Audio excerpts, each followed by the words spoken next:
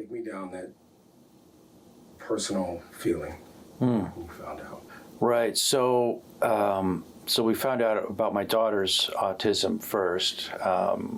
She was at the age of 18, and didn't occur to me that I was on the spectrum at all, really. I knew I was kind of different. I had a strong personality.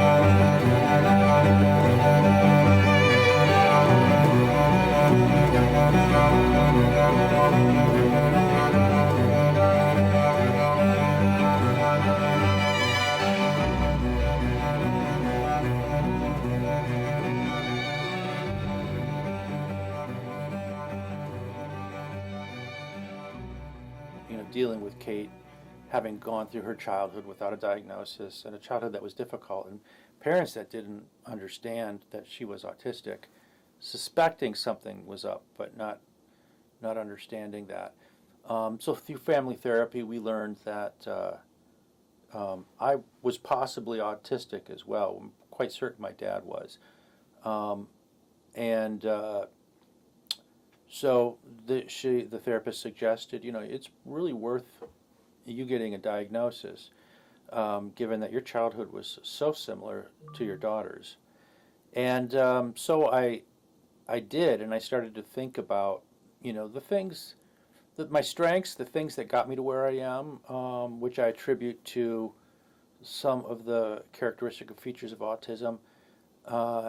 The ability to go deep and focus on things and to really love the truth and to seek it. It's good to be in the academy if you're like that. But also, having some social, I don't want to say deficiencies, but, not navigating the social things in the university, very social environment, so well as others.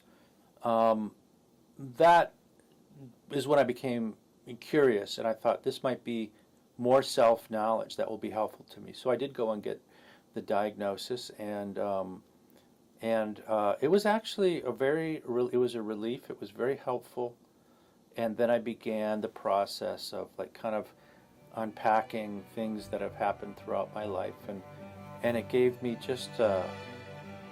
a great sense of self-acceptance and self-love for the things that were challenging and maybe hurtful that I had repressed, and I understood, well, you were an autistic child going through that, and you didn't have an advocate for you because no one knew that you were.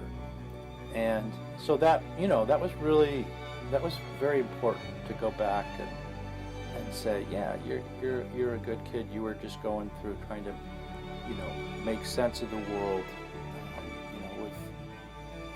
without all the tools that all the other kids intuitively have to accompany them, through a neurotypical world.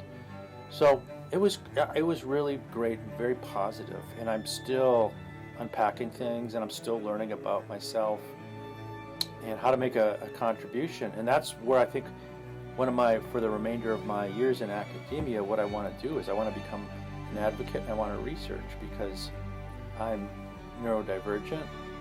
My daughter is neurodivergent, and we really bring so much to the table, and so I want to advocate for those things.